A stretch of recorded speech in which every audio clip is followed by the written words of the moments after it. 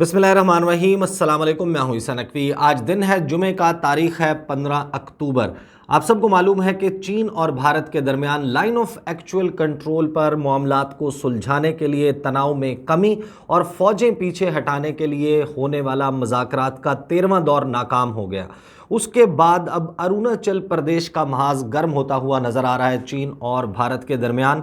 इसी हवाले से चंद इंतहाई अहम तफसीलात मैं आपके सामने रखूँगा। क्यों भारत के दिफाई माहिरीन को ये लगता है कि वो वक्त दूर नहीं कि जब चीन अरुणाचल प्रदेश को अपने कंट्रोल में लेने के लिए भारत के साथ एक आर्म्ड कॉन्फ्लिक्ट, एक मुसल्ला तनाज़े का आगाज़ करेगा। इस वक्त किस किस्म की डेवलपमेंट्स हो रही हैं और चीन का बड़ा ऐलान सामने आया है अरुणाचल प्रदेश के हवाले से। इसको किसने ट्रिगर किया, भारत इस हवाले से किस किस्म की तैयारी कर रहा है, ये सारी तफसीलात मैं आपके सामने रखूँगा। एक चीज़ आगाज़ में मैं आपको बताना चाहता हूँ, शी जिनपिंग के हवाले से, जो चीन के सदर हैं, अगर आपने उनको फॉलो किया हो, उनकी स्टेटमेंट्स को, वो एक चाइना ड्रीम की बात करते हैं और चीन की एक वन चाइना पॉलिसी है। पाकिस्तान चीन की वन चाइना पॉलिसी की हिमायत करता है। दुनिया के बहुत सारे ममालिक हैं जो वन चाइना पॉलिसी की हिमायत करते हैं, लेकिन वन चाइना पॉलिसी में बहुत कम ममालिक हैं जो अरुणाचल प्रदेश के मामले पर जो चीन का मौक़िफ़ है उसकी खुलकर हिमायत करते हों। अभी भी दुनिया के बहुत से ममालिक हैं जो अरुणाचल प्रदेश को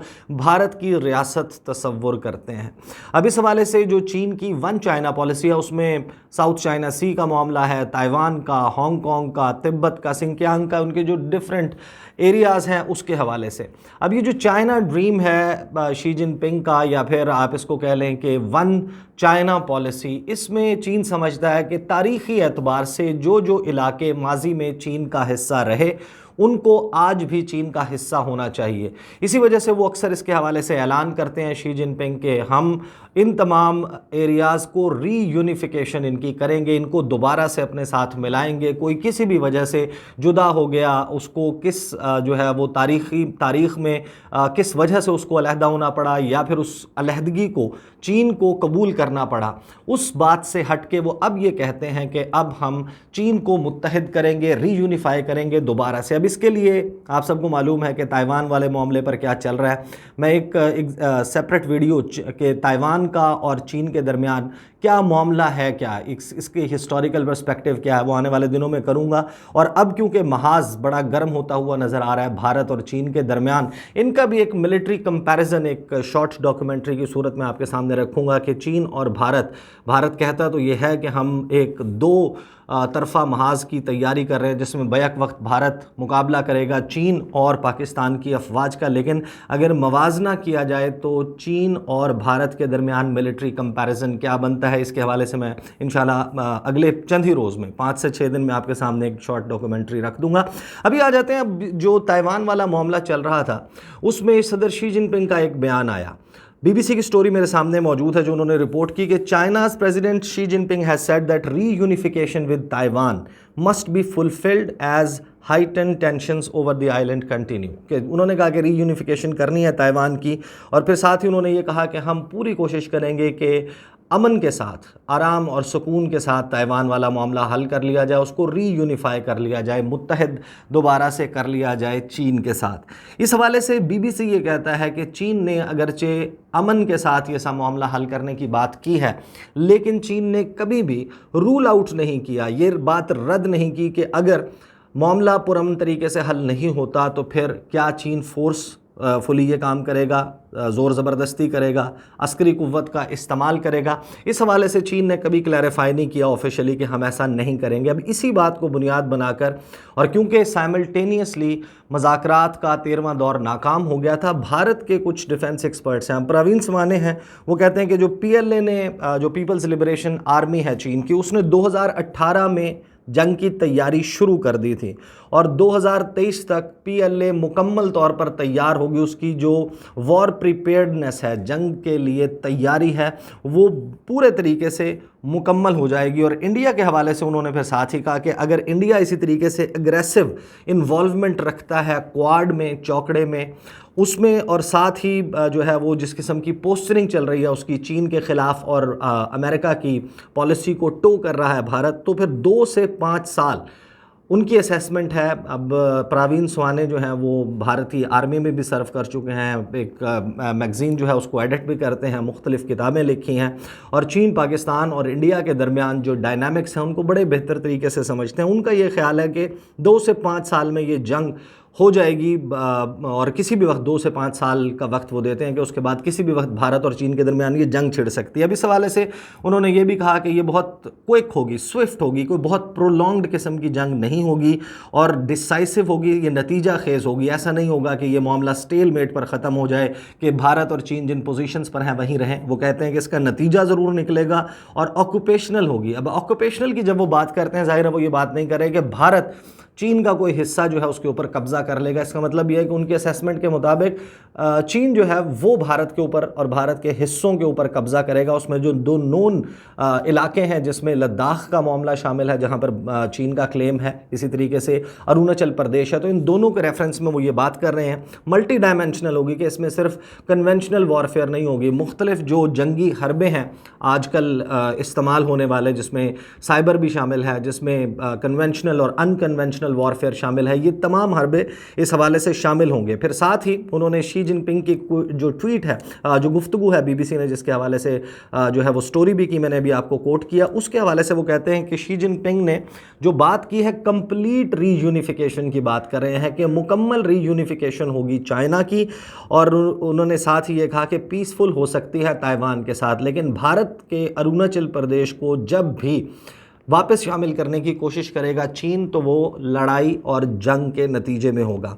अब ये सब कुछ चल रहा था और इसी दौरान भारत के नायब सदर वेंकैया नायडू, उन्होंने दौरा किया।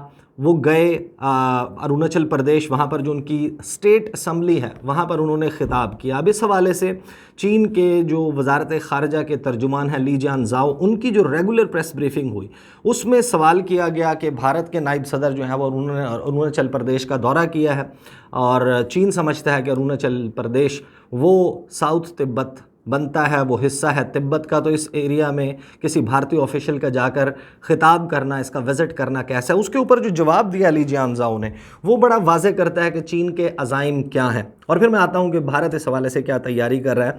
ली जियानज़ाओ कहते हैं कि चाइना की जो पोजीशन है, China's position on China India boundary issue is consistent and clear cut, कि बिल्कुल वाज़े है और हमारी पोजीशन में उन्होंने कहा कि कभी कोई तब्दीली नहीं आई।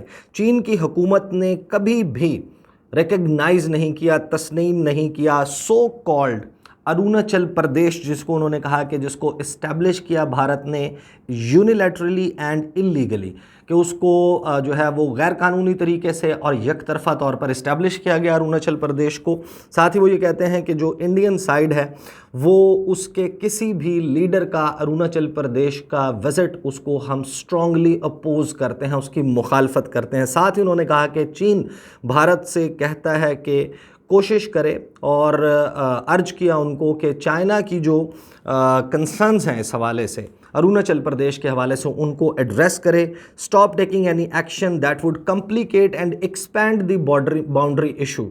ये धमकी आमेज़ किस्म की गुफ्तगू थी ली जियानज़ाओ की, जिसमें उन्होंने कहा कि इस किस्म के इकदाम ना करे भारत, जिससे पहले ही जो पेचीदा मसाइल चल रहे हैं लाइन ऑफ एक्चुअल कंट्रोल और बाउंड्री के, उनमें इजाफा हो। साथ ही वो इसके हवाले से कहते हैं कि जो म्यूचुअल ट्रस्ट है भारत और चीन के दरमियान, जो ऑलरेडी बहुत ज़्यादा ब्रीच हो चुका है, उसमें चीन और भारत के दरमियान एक दूसरे पर बिल्कुल एतमाद मौजूद नहीं, ये सूरत हाल मज़ीद ख़राब होगी इन तमाम हरकतों से जो भारत कर रहा है।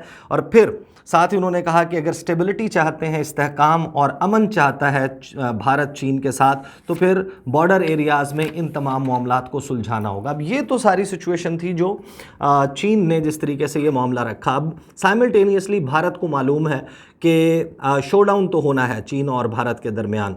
जिस किस्म की जो एक बर्तरी हासिल हो गई है चीन को दिफाई एतबार से, उसकी वजह से ज़ाहिर है कि अगर एक हरीफ कमज़ोर पड़ जाए तो फिर उसके और एक ताकतवर हरीफ के दरमियान लड़ाई का ख़तरा ज़्यादा बढ़ जाता है। जिस वक्त तक पावर का बैलेंस मौजूद होता है उस वक्त तक दोनों साइड्स एक दूसरे से फेयर करती रहती हैं। उनको ये अंदाज़ा होता है कि अगर हमने हमला किया तो हमें भी नुकसान होगा। लेकिन चीन जिस तरीके से एकदम ग्रो कर रहा है और उसकी मिलिट्री माइट में इजाफा हो रहा है। इस वजह से अब ये कंसर्न्स बढ़ने लग गए हैं। भारत ने इसके लिए तैयारी शुरू कर दी। भारत ने लद्दाख में मल्टी बिलियन डॉलर, टोटल अगर आप इस एरिया को काउंट करें 3488 किलोमीटर की लाइन ऑफ एक्चुअल कंट्रोल, इसके दोनों जानिब चीन अपनी तरफ और भारत अपनी तरफ इस सारे शोडाउन के लिए अपने तौर पर तैयारी कर रहा है। रोड्स बनाई जा रही हैं, ब्रिजेस बनाए जा रहे हैं, टनल्स बनाई जा रही हैं और सेला टनल उसकी जो आखिरी एक्सकेवेशन का, उसकी खुदाई का काम है, उसके लिए ब्लास्टिंग की जाती है। उसकी सेरेमनी गुज़श्ता रोज़ हुई। भारत के वज़ीर दिफा राजनाथ सिंह और उनके जो चीफ ऑफ डिफेंस स्टाफ हैं जनरल बिपिन रावत, उन्होंने वर्चुअली इस सेरेमनी को दिल्ली के वॉर मेमोरियल से अटेंड किया। वहाँ पर इसका जो है वो इनकाद किया गया। वहाँ पर बटन दबाकर आखिरी धमाका किया और सेला टनल, जो कि अरुणाचल प्रदेश में बहुत इंपॉर्टेंट है, तवांग और इसके इर्द गिर्द के जो 3 डिस्ट्रिक्ट्स हैं इनको मिलाती है, इसका जो है वो काम तकरीबन आखिरी मराहिल में पहुँचाने का अमल शुरू कर दिया। अब भारत की जो इंफ्रास्ट्रक्चर डेवलपमेंट है, चीन को अंदाज़ा है कि ये सब कुछ तैयारी इस वजह से की जा रही है कि चीन जिस वक्त भी अरुणाचल प्रदेश के मामले पर, लद्दाख के मामले पर अपने क्लेम्स जो है वो जो उसका दावा है कि ये इलाके हमारे हैं, इनको लेने की कोशिश करेगा, तो फिर भारत उसके लिए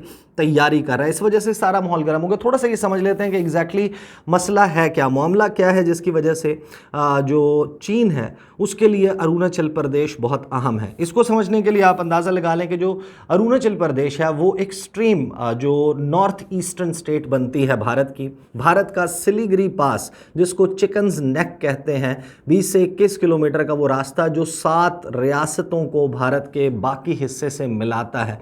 ये इलाका है जिसको सिक्किम की स्टेट, जहाँ पर वो तिब्बत से मिलती है, एक जानिब वहाँ पर है नेपाल, एक जानिब है भूटान, वहाँ से 100 किलोमीटर के करीब जो है वो रास्ता बनता है उस पास का। अब उसको अगर बंद कर दिया जाए तो भारत का राबता कट जाता है अपनी शुमाल मशरकी रियासतों के साथ और भारत खो सकता है इन तमाम एरियाज़ तक अपना एक्सेस। और एक्सेस खोने का मतलब ये है कि ये वर्चुअली किसी और मुल्क के कब्ज़े में आ सकते हैं। अब उसके लिए जो मेन कवर फराहम करती है वो भूटान और तिब्बत और साथ ही म्यांमार से बॉर्डर करने वाली ये स्टेट अरुणाचल प्रदेश, ये भारत के लिए बहुत अहम है और चीन के लिए भी अहम है, क्योंकि ये एक प्रोटेक्टिव शील्ड का काम करती है ये स्टेट। अब यहाँ पर ख़ास तौर पर चीन जिस वजह से ये क्लेम करता है कि ये एरिया हमारा है, उसके लिए वो हिस्टोरिकल रेफरेंसेस मौजूद हैं। तकरीबन 1680-81 में 5वें जो दलाई लामा थे, आपको मालूम है कि तिब्बत के लोग, उनका बुद्धिज़्म के साथ किस किस्म का उनका रिलीजन के हवाले से क्या कितनी स्ट्रॉन्ग बॉन्डिंग है रिलीजियस, उस हवाले से 5वें दलाई लामा ने यहाँ पर मोनेस्ट्री का बनाने का, उनकी ख्वाहिश पर मोनेस्ट्री बनी और दुनिया में जो तिब्बत में रहने वाले बुद्धिस्ट हैं, बुद्ध मत के मानने वाले हैं, उनकी दूसरी सबसे बड़ी मोनेस्ट्री जो है वो तवांग के एरिया में है। वो एरिया बिल्कुल बॉर्डरिंग डिस्ट्रिक्ट, आपको याद होगा तवांग के हवाले से ये खबरें आई थी जिसमें ये दावा किया गया कि कुछ चीनी फ़ौजी हैं जिनको हिरासत में रख लिया गया। भारत खुद फिर इस क्लेम से भाग गया, उनका मीडिया शोर मचा रहा था और फिर चीन और भारत के दरमियान एक इन्फॉर्मेशन की जंग शुरू हो गई। तस्वीर जारी होना शुरू हो गई। पिछले साल गलवान वैली के क्लैश की तस्वीर सामने आई, वीडियो सामने आई जिसमें खस्ता हाल, होंठ फटे हुए, नाक से खून बहता हुआ, आंखें सूजी हुई भारतीय फ़ौजी जो हैं उनकी तस्वीर आप देख चुके होंगे। इस वजह से भी बहुत अहम है। साथ ही चीन को मालूम है कि अगर भारत, क्योंकि जब आप बॉर्डर देखते हैं चीन और भारत के दरमियान, उसमें दुश्वार गुजार इलाका है, पहाड़ी इलाका है और हिमालयन रेंज जो है वो हिमालय के बड़े बड़े पहाड़, फलक बोस पहाड़ भारत और चीन के दरमियान एक तरह से एक बफर जोन क्रिएट करते हैं। अब उन तमाम एरियाज़ में अगर देखा जाए तो अरुणाचल प्रदेश स्ट्रेटेजिक नौयत अगर उसकी देखी जाए, अरुणाचल प्रदेश वो मकाम है जहाँ पर भारत इस किस्म के मिज़ाइल नस्ब कर सकता है, जिसमें S-400 भी शामिल हैं। खैर वो तो एयर डिफेंस सिस्टम हो गया, लेकिन दीगर ऐसे मिज़ाइल जिनके ज़रिए मुमकिन तौर पर किसी जंग या लड़ाई की सूरत में अगर बीजिंग को, चीन को निशाना बनाना है तो उसके लिए स्ट्रेटेजिक एतबार से अरुणाचल प्रदेश बहुत अहम है। साथ ही पानी के हवाले से, क्योंकि भारत का दूसरा सबसे बड़ा दरिया है ब्रह्मपुत्रा, वो निकलता है तिब्बत से, तिब्बत में कैलाश मानसरोवर से, और पूरे तिब्बत में ट्रैवल करता हुआ अरुणाचल प्रदेश के रास्ते भारत में दाखिल होता है। इस वजह से वहाँ पर कुछ डैम्स की तामीर भी चल रही है, लेकिन अगर उसको मज़ीद कंसोलिडेट करना है, भारत के वाटर्स के ऊपर कंट्रोल रखना है चीन का, हालांकि उसके हवाले से तो जाहिर है कि जो डाउन स्ट्रीम रूल्स हैं वो अप्लाई होते हैं, लेकिन वो चीन को एक एज देता है इस एरिया अगर उसके कंट्रोल में हो तो वो। और साथ ही सिलीगुड़ी पास जो है, जिसको चिकन्स नेक कहते हैं, अगर आपने उसको भी ब्लॉक करना है, इसके हवाले से भी ये अरुणाचल प्रदेश बहुत अहम है, सिक्किम और अरुणाचल प्रदेश दोनों बहुत अहम है। और फिर जो भूटान का मामला है, भूटान के साथ भारत की जो चाइना की तिब्बत की सरहद मिलती है, अगर ये एरिया ख़ास तौर पर तवांग का जो ज़िला है ये हाथ आ जाता है चीन के, उस सूरत में भूटान के ईस्टर्न और वेस्टर्न बॉर्डर्स पे फिर चाइना बैठा होगा। भूटान अपने तमाम फैसले करता है भारत की मर्ज़ी से, भारत का बहुत ज़्यादा इन्फ्लुएंस है, जाहिर है कि एक लैंडलॉक्ड कंट्री है, उसको भारत की ज़मीन की ज़रूरत है अपनी ट्रांसपोर्टेशन के लिए, अपने यहाँ कुछ भी सामान लाना हो, ले जाना हो, उसके लिए, एक्सपोर्ट्स के लिए, हर चीज़ के लिए भारत पर डिपेंडेंट है। लेकिन साथ ही फिर एक इंटरेस्टिंग डेवलपमेंट हो गई, वीडियो तवील हो गई लेकिन मैं आपको बताऊंगा इसके बाद आने वाले दिनों में ये भी मामला जो है इसको देखेंगे कि इसी दौरान भूटान को अपने साथ मिलाने के लिए सारे मामले पर चीन और भूटान के दरमियान एक मुआहदा तय पाया है। डोकलाम प्लेटो वो जगह है जहां पर 2016-17 में स्टैंड ऑफ हुआ था, जिस तरह हम आजकल देख रहे हैं लद्दाख और दीगर कुछ सेक्टर्स में चीन और भारत के दरमियान चल रहा है। डोकलाम ट्राई जंक्शन वो मकाम है जहां पर भारत, चीन और भूटान इनकी सरहदें मिलती हैं। अब इसके हवाले से और इस मामले को जो टेरिटोरियल और बाउंड्री डिस्प्यूट्स हैं भूटान के साथ, उसको हल करने के लिए चीन और भूटान के दरमियान एक मुआहदा तय पा गया, एक मेमोरेंडम ऑफ अंडरस्टैंडिंग साइन हुआ है। और भारत से इससे पहले जितने भी मामलात इन बाउंड्रीज़ के हवाले से चलते थे, भूटान ऑन बोर्ड लेता था भारत को मालूम होता था कि क्या मौक़िफ़ भूटान इख्तियार करेगा। लेकिन इस मर्तबा भूटान ने डार्क में, अंधेरे में रखा है भारत को, ये मुआहदा कर लिया। इसकी क्या सिग्निफिकेंस होगी और क्या भूटान चाइना के बेल्ट एंड रोड इनिशिएटिव का हिस्सा बनने जा रहा है, ये बहुत ही एक इंटरेस्टिंग किस्म की सिचुएशन डेवलप हो रही है भारत के नॉर्थ ईस्टर्न बॉर्डर्स पर। इस हवाले से जो दो मैंने आपके सामने चीज़ें रखी वो मैं आने वाले दिनों में आपके सामने पेश कर दूंगा इसी चैनल पर। एक तो एक डॉक्यूमेंट्री की फॉर्म में एक मवाजना देख करेंगे भारत और चीन के दरमियान के किसकी मिलिट्री माइट कितनी है, अस्करी एतबार से कौन कितना मजबूत है। किसी लड़ाई की सूरत में, खुदा ना खास्ता लड़ाई वैसे कोई अच्छी चीज़ नहीं होती, लेकिन अगर ऐसा हो जाता है तो उसमें किसको कितना एज हासिल है। और ताइवान का एक हिस्टोरिकल पर्सपेक्टिव मैं आपके सामने रखूंगा कि ताइवान कब कब किस किस के ज़ेरे तसल्लुत रहा और उसकी रीसेंट हिस्ट्री ख़ास तौर पर 1949 ऑनवर्ड्स क्या है, इसके हवाले से इंशाल्लाह आने वाली वीडियोज़ में मैं बात करता रहूँगा। अगली वीडियो में आपके साथ मुलाकात होगी, मुझे इजाज़त दीजिए, अल्लाह हाफ़िज़।